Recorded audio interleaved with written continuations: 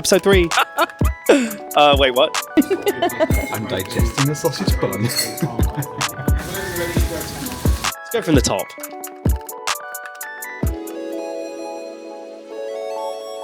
We are in Southwark. We are in South London, south of the river, and we are at the Gladstone Arms. So obviously doing London episode, we had to do a pub, like crucial thing for us to feature, and we're doing a Desi pub. A Desi pub, it means kind of homeland, but it's really kind of referencing kind of Indian pubs, where it's the marriage of Indian food with great British pub culture. They're a beautiful match made in heaven. Welcome back, Ryan. How are you? Really well. Nice to see you too. What happens? Things are good. Can I get you a drink? I would love an IPA. Perfect. Great. Favorite pub in London? Obviously the Glad, but also Skians is great, and it's in Nunhead. Proper hidden gem, and it's very popular. It's got a massive beer garden. I 100% recommend. That's a really good choice. Skians. Yeah, Skian. Hidden gem in London, the Sutton Arms in Farringdon, the real wide look, the fillers.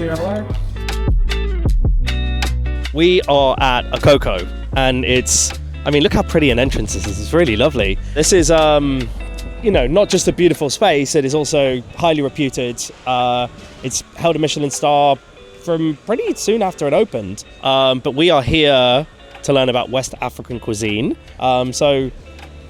Bringing kind of like a demonstration of how London hits on multiple cuisines, but also how fine dining in that world of that kind of like slice of real excellence doesn't need to be kind of like, restricted to your classical French cuisines. West African cuisine elevated to that level, demonstrating how crazy delicious it is. And I'm probably going to be eating something that sets me on fire. So there's going to be some amusing bits on camera. Very spicy, very hot. So that's why I say the heat in our cuisine is super important. Where I am sweating and probably looking quite uncomfortable. We are in Old Street, and we are outside Tyrant Elementary. This is one of my favourite and one of the best bars, not only in London, but in the world. And we are going to come in and chat with Alex and Monica, the two owners.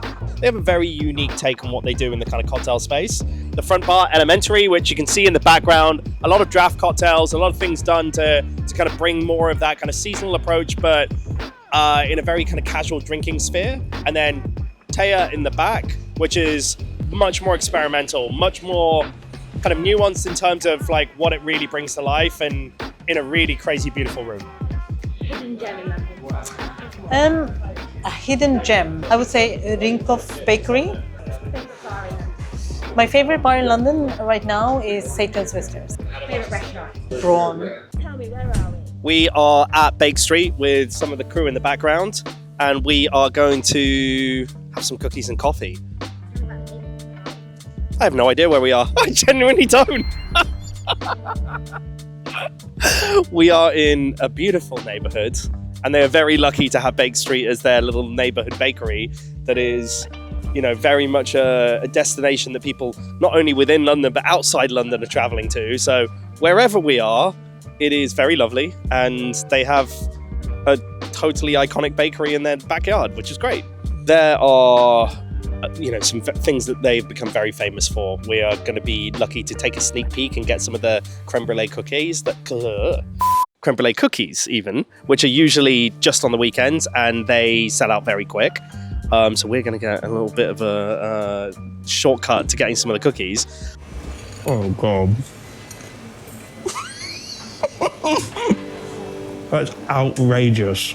You gonna share? No. Oh man. But if you're coming here, try and travel kind of outside, I suppose, the peak hours. If you're going to be here at like crack of dawn when there's like the kind of morning rush, you're going to end up in the queue. If you're here at lunchtime, you're going to end up here in the queue. But if you travel outside those hours, you can manage to get in, just try and get ahead of everything selling out. I really love going into Pages of Hackney down on Clapton Road. It's a really cool little bookshop. They filter things out pretty often, and I always find something really exciting to read in there. My favourite cafe in London is probably Bake Street, obviously. The other ones that I would go to around here, sometimes I go to Yellow Warbler up the road. Suba just opened. I'd love to go there. I'm probably going to go there after this. We are at the best shop in London, which is the Newington Green Fruit and Veg shop. with this bounty of very delicious seasonal produce. We got some of the best of British stuff. We've got, well, exotic produce from across the world. And it is like a bit of a nice throwback for me. I used to love coming to this shop. I used to live around the corner.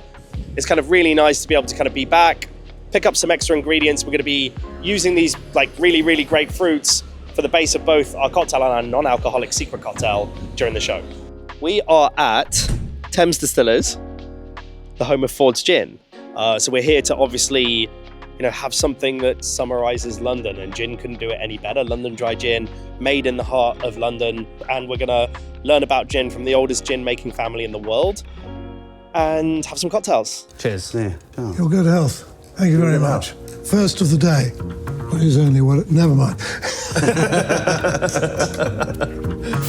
Ford's is a wonderful product because it is a collaborative, it's an act of looking at the idea of gin, hospitality, cocktails as a kind of complete picture. And so kind of being made from, one of the legends of the kind of bartending scene, Simon Ford, in collaboration with the oldest gin making family in the world, with Charles Maxwell and Thames Distillers. But it's also then this kind of wonderful idea of connecting in with bartenders and going, how do we create something that's super versatile, that can be this wonderful kind of workhorse for bartenders to be able to kind of apply all of their love on top of? The idea for Ford's Gin started on the back of a napkin in a bar in New York City with myself and famed bartender Sasha Petrusky of Milk and Honey, New York. We felt that if we could give them a bottle that was ergonomic and comfortable in the hand, it would be something that they would use as their cocktail gin in the well, in their speed rail. And so Ford's Gin was designed by bartenders for bartenders. Any hidden gems in London? Hidden gem in London. Go to Brixton. I love it there. Thames Distillers.